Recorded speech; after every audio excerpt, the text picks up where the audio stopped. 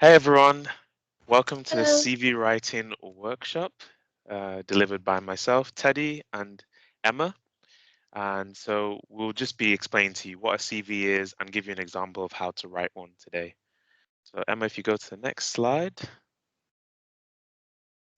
So what's a CV? So CV actually stands for curriculum vitae, which is a Latin word, I believe, and it just basically means a record of life. So, what have you done with your life? And when you're going for a job, it's good to say why you qualified for that job. So, what things have you experienced in your life? What qualifications do you have?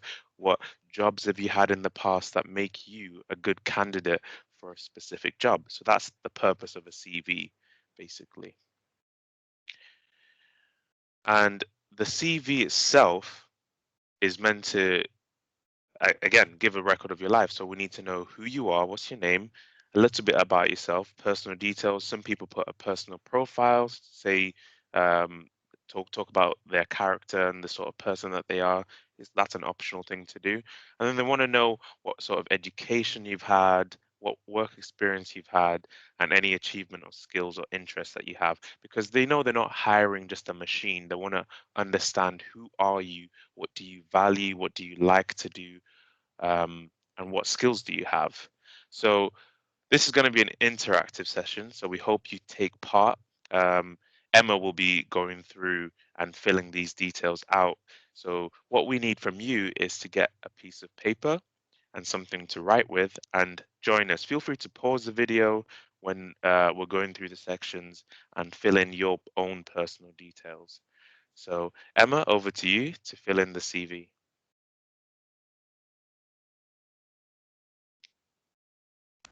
Great, thank you, Teddy.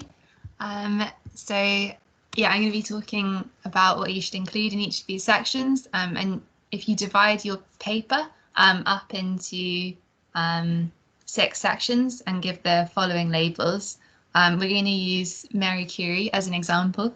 So, as you might know, she was the first female scientist to win a Nobel Prize with her work on radioactivity.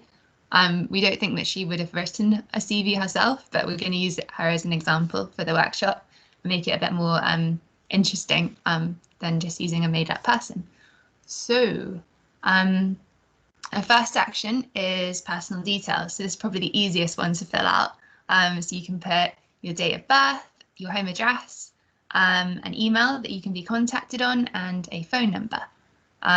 So this section allows your potential employer to get in touch with you and hopefully offer you a job.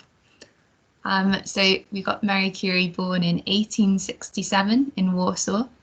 She lived in Paris for most of her life. So there's some time for you to fill in that section.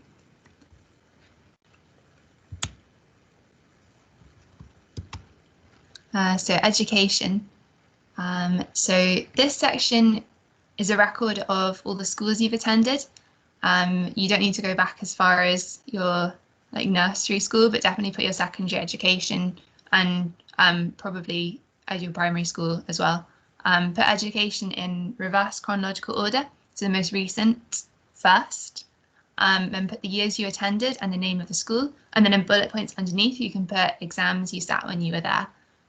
So the name of your secondary school, and then list your GCSEs, A-level subjects, and the grades you've achieved, or the predicted grades if you haven't done them yet. Yeah, so Emma, when you putting those grades in, do you have to put every single grade you've got from all your subjects?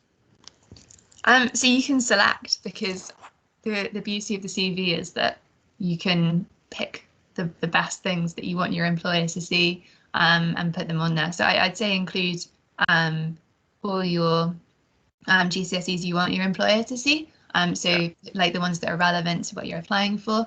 You can put all of them in if you want, particularly if that's your highest level of qualification.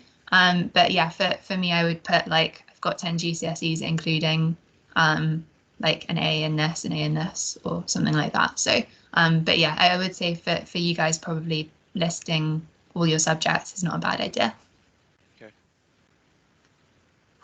Yeah, so our Marie Curie example was she studied physics at the University of Paris, and then she went on to do a PhD in radioactive substances investigating uranium.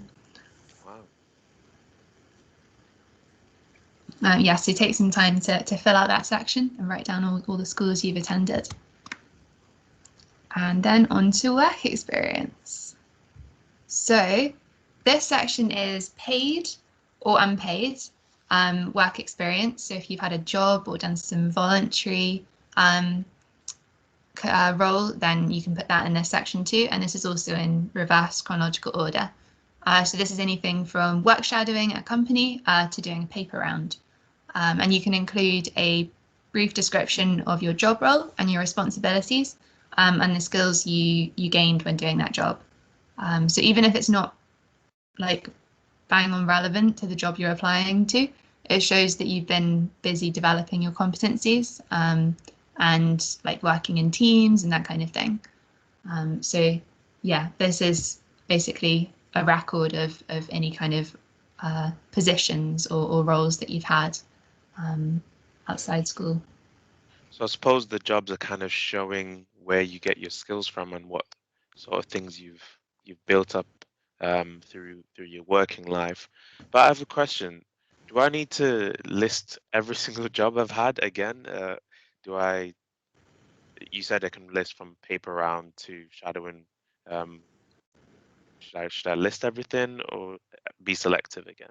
I think probably be selective, Teddy, because that you don't, the employers are going to be reading quite a few different CVs, and if you've got paragraphs about what you learnt from every single job that you've done, like they might not take the time to read it methodically. So probably the ones that you're most sort of the ones that you spent the most time on or that were most relevant to the position probably first. You can also put things in bold if you want them to see them first, as we'll talk about later. But yeah, like you could definitely if you don't think it's relevant, don't put it on there. But try to sort of include a number of different skills. Yeah. Okay, that's good. Yeah, for example, Marie Curie worked as a governess before she became a professor, so she's got that on there at the start. Then we've got achievements. So this is essentially a list of things that you've accomplished. So anything from doing Silver Duke of Edinburgh to grade 4 clarinet or captain of your hockey team. So it could be that you've organised a school event as well, or acted in a play, or been a student representative on a committee. And you can put academic achievements in here as well, like maths challenges or school prizes. So everyone should have something that they can put in the achievement section, although you might not have 2 Nobel Prizes as Marie Curie did. So, I mean, even if you don't have a certificate or a trophy, that can still count as an achievement, right? Yeah, for sure. And this also ties in with the skills section, which is the next one we'll be asking you to fill in. So this one's more about competencies than achievements. So it's things like if you speak a language, or if you've got a driving license, or if you know any programming languages, first aid, or you've completed a course. So you can also put in soft skills in this section. So if you reckon that you're a good team player or you're a good leader, you can put that in here as well. But it's important to include some examples. So make sure that you kind of justify some of the skills that you think you've got. So this is a really important section for employers to find out how you spend your time and what kind of personal qualities that you value. So definitely spend some time thinking carefully about the skills section. So Marie Curie spoke 4 languages fluently, and during World War I, she actually designed and operated these portable X-ray machine-equipped ambulances to be used on the front lines called Petit Curies, which ended up rescuing more than 1 million wounded soldiers. So something you might not have known about Marie Curie. Wow, that's something I'd put in bold on my CV.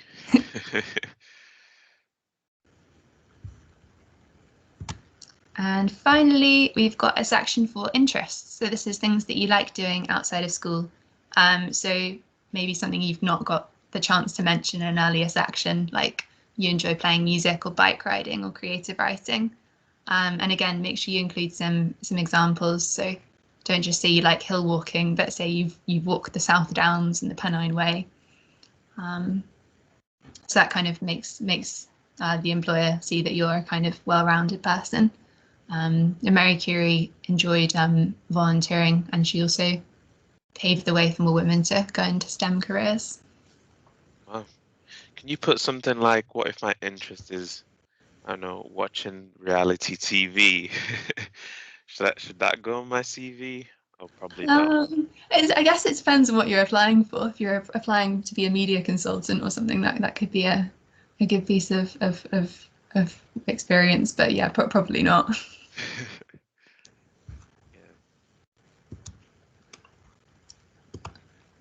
Yeah. So yeah, as Teddy said before, feel free to spend some time filling this out. We've kind of whizzed through it now, but you can come back to this and complete all the sections. So now we've got some tips. Yeah, so now you know how to write a CV. So here's some tips. So we've got some do's and don'ts. I'm just going to list off a couple of the do's. So keep everything up to date. We don't stay stagnant during life. We grow, we develop new skills, we get new education. So continue to update your CV every time you learn a new skill or you get another qualification or you do something new. Go and put it down on your CV because it's an additional story to add to your record of life.